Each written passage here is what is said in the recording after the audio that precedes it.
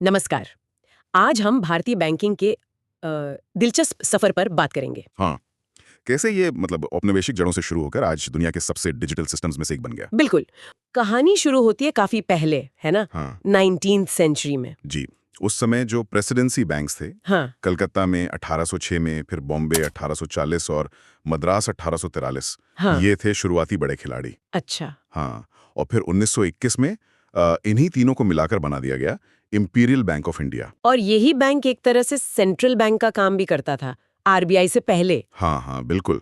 1935 में जब तक आरबीआई नहीं बना, हाँ। तब तक इंपीरियल बैंक ही वो भूमिका निभा रहा था, कह सकते हाँ, हैं। फिर देश आजाद हुआ हम्म, और तब जरूरत महसूस हुई कि बैंकिंग का फायदा गांव तक भी पहुंचे। सही बात है। आम लोगों को क्रेडिट मिले, इसके लिए एक सरकारी बैंक की जरूरत थी। तो इसी के चलते वो अखिल भारतीय ग्रामीण ऋण समिति बनी। हाँ, और उसी समिति की सिफारिश पर 1955 में सरकार ने state bank of India act पास किया। और इसी से इंपीरियल बैंक बन गया हमारा स्टेट बैंक ऑफ इंडिया, यानी एसबीआई। जी, जिसका मकसद साफ था, देश की अर्थव्यवस्था की सेवा करना, खासकर ग्रामीण भारत पर फोकस के साथ। लेकिन इसके बाद एक और बहुत बड़ा कदम उठाया गया, बैंकों का राष्ट्रीयकरण 1969 में। हाँ, वो एक अहम मोड़ था।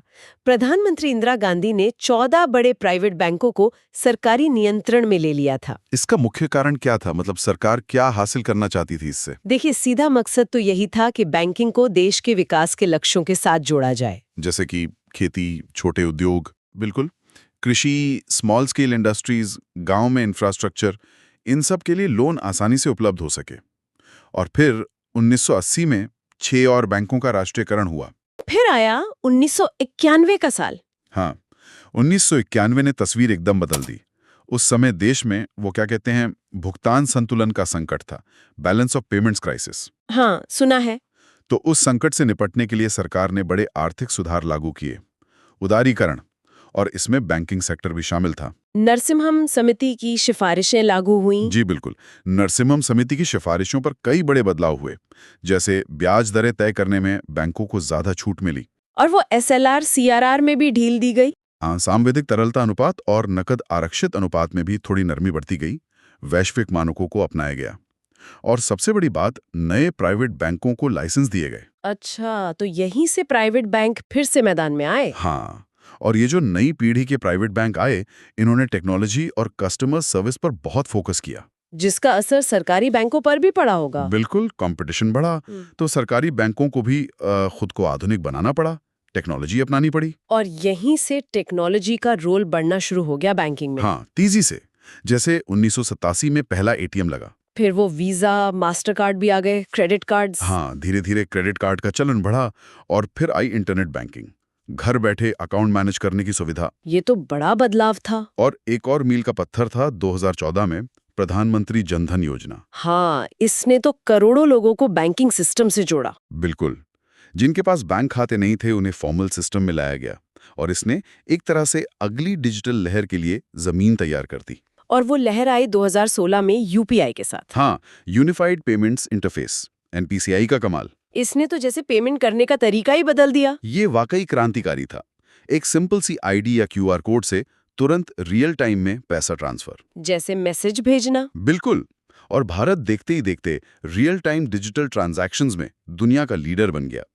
Digital wallets, mobile banking, QR payments, ये सब तो रोजमर्रा की चीजें बन गई। और इस दौरान तो ये सफर काफी लंबा रहा है, औपनिवेशिक बैंकों से लेकर आज के इस हाईटेक डिजिटल युग तक। बिल्कुल, संस्थागत बदलाव, पॉलिसी डिसीजंस और फिर टेक्नोलॉजी, सब ने मिलकर इसे शेप दिया है। अब आगे क्या?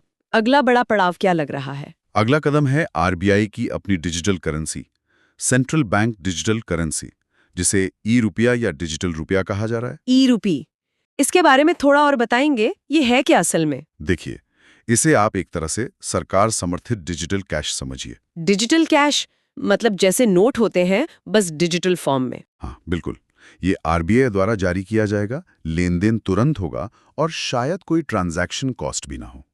ये फिजिकल कैश की तरह ही होगा, लेकिन आपके डिजिटल वॉलेट में।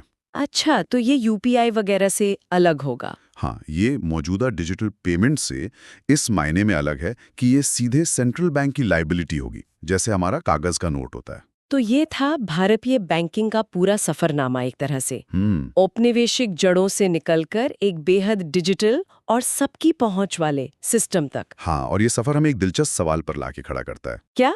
कि ये जो नया डिजिटल रुपया ई रुपया है, जिसकी अभी टेस्टिंग चल रही है, ये यूपीआई जैसे बेहद सफल सिस्टम के साथ कैसे मिलकर काम करेगा?